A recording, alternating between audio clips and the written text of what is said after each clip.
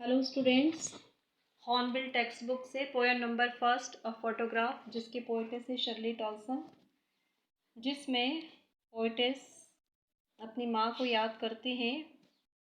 उनका बचपन याद आता है एक तस्वीर को देखकर। वास्तव में देखा जाए तो यह कवयित्री की अपनी माँ के प्रति श्रद्धांजलि है, अपनी माँ को श्रद्धांजलि है यह पोएम, जिसका बहुत ही सुंदर और भावनात्मक चित्रण कवयित्री ने इसमें किया है।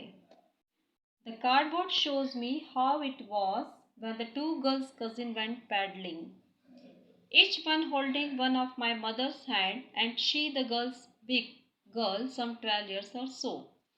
The cardboard shows me how it was. गत्ते के टुकड़े में लगा हुआ एक फोटो मुझे बताता है कि किस तरीके से दो कजिन गर्ल्स वेंट पैडलिंग कर रही थी, समुद्र किनारे घूमने गई थी। और जब समुद्र का पानी किनारे पर आता था तो उस पानी के अंदर वो दोनों कजिन्स पैडलिंग कर रही थी। ये दोनों कजिन्स कौन थी? पोएटेस की मदर की बहनें। Each one holding of my mother hands, दोनों ने जो है मेरी माँ के हाथ पकड़े हुए थे। And she the big girl, और उनमें जो सबसे बड़ी थी वो पोएटेस की माँ थी। सम 12 years और सो, और लगभग उनकी उम्र कितनी थी उस समय? 12 वर्ष की थी। फिर से हम इसे देखें तो जब पोएटेस की मदर 12 years की थी, वो अपनी दो कजिन्स के साथ समुद्र किनारे, समुद्र के बीच पर घूमने गई थी, जहाँ से उनकी जो दोनों कजिन बहनें हैं, समुद्र का पानी, समुद्र की लहरें जब किनारों तक आती थी, उसको छूती थी तट को, तो उस पानी पे वो पैडलिंग कर रही थी। All three stood still to smile through their hair at the uncle with the camera. और तीनों जो हैं बिल्कुल शांत मुस्कुराती हुई स्थिर खड़ी रही। थ्रू देयर हेयर का मतलब है बालों के द्वारा मुस्कुराना। अब यहाँ पे हम ऐसे कहेंगे कि उनकी जो स्माइल थी, समुद्र किनारे जो हवा चल रही थी, हवा से उनके बाल उड़कर उनके चेहरे पर आए, और जब वो मुस्कुराई, जो उनके चेहरे पर जो सुंदरता, जो खूबसूरत स्माइल आई, उसी समय जो अंकल के पास जो कैमरा था, उन्होंने उनका फ़ोटो ले लिया। और ये उसी फ़ोटो को देखकर जो है पोएटेस जो है याद कर रही है। A sweet face my mother's that was before I was born, और उस समय जो मेरी माँ का चेहरा था वो बहुत ही प्यारा था। और यह कब की तस्वीर है? मेरे जन्म से पहले की। And the sea which appears to have change less was their terribly transit feet, किंतु समुद्र, जिस समुद्र पर वह घूमने गई थी, which appear to have change less, उसमें बिल्कुल भी बहुत ही कम बदलाव आया है। Was their terribly transit feet, किंतु उन्होंने उस पैरों को धो दिया है, मतलब उन पैरों को जो है वहाँ से उसके निशान मिटा दिए हैं। कहने का आशय यहाँ जो परिवर्तनशीलता, जीवन में जो परिवर्तन आते हैं, उसके प्रति जो है कवयित्री बता रही है कि मेरी माँ और जो उनकी बहनें थी, जो कजिन्स थी, वो समुद्र तट पर घूमने गई थी, और उनके पैरों के जो निशान बने थे वहाँ पर, उसमें चेंज आ गया है। वो पैरों के निशान वहाँ से धुल गए हैं, वो पैरों के निशान वहाँ से हट गए हैं, किंतु समुद्र आज भी वहीं पर है। तो किस तरीके से जो है परिवर्तन आया है, और यहाँ पर ऐसा कहते वो जो है उदासी आ जाती है। पोएटेस के मन में एक दुख का भाव उत्पन्न होता है कि अब सब कुछ बदल गया है।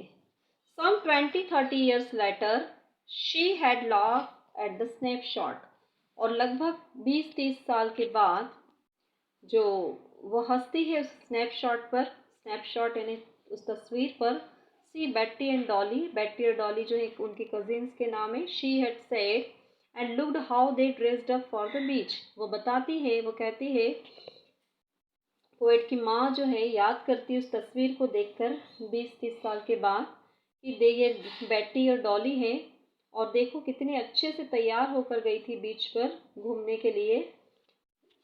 The C holiday was her past, mine is her laughter, और समुद्री जो छुट्टियां थी वो मेरी माँ के लिए उनका अतीत थी, वो उनका पास्ट थी। कहने का मतलब माँ जो है तस्वीर देखकर उनका बचपन याद कर रही थी और पोएट जो है उस तस्वीर को देखकर अपनी माँ की हंसी को याद कर रही थी कि मेरी माँ कितनी खुश थी। तो the C holiday was her past, समुद्री छुट्टियां जो थी जब वो घूमने गए थे वो मेरी मदर का पास्ट थी, और माइन इज हर लाफ्टर, और उसमें जो मेरी माँ की हंसी है वो मेरा पास्ट है। कहने का मतलब अब जो यहाँ से आशय यह निकल के आता है कि शायद अब उनकी माँ मौजूद नहीं है दुनिया में, और ऐसा कहकर वो उदास होती है। बॉथ रे with the लेबर्ड is of loss, और दोनों ही दुखी थी, उनकी माँ उनका बचपन बीत जाने के कारण, और पोएट जब उस तस्वीर को देख के अब उसकी माँ के न होने के कारण। With the labour is of loss, अब यहाँ पे दो अपोजिट वर्ड आए, लेबर इन्हें बहुत कठिन परिश्रम और इज इन्हें आसान। तो किसी चीज़ को प्राप्त करने में बहुत कठिन परिश्रम किया जाता है, या कोई चीज़ हमें बहुत मेहनत से मिलती है किंतु वो आसानी से हमसे क्या होती है, खो जाती है। तो यहाँ पे पोएटिस काफ़ी उदास है, वो बहुत दुखी हो गई है कि अब उनकी माँ जो है उनके साथ नहीं है। Now she has been dead nearly as many years as the girl lived, and of this circumstances there is nothing to say at all, it's silence silences. अब उसे मरे हुए जो हैं, उसकी माँ की मृत्यु को काफ़ी साल हो गए हैं, और as that girl lived and of this circumstances there is nothing to say at all, तस्वीर में वो अभी भी जिंदा है किंतु वास्तव में जो है उनको मरे हुए काफ़ी साल हो चुके हैं, और इन परिस्थितियों में अब कुछ भी कहने को नहीं है। अब सब तरफ जो है सन्नाटा है, साइलेंस है, मौन है, चुप्पी है।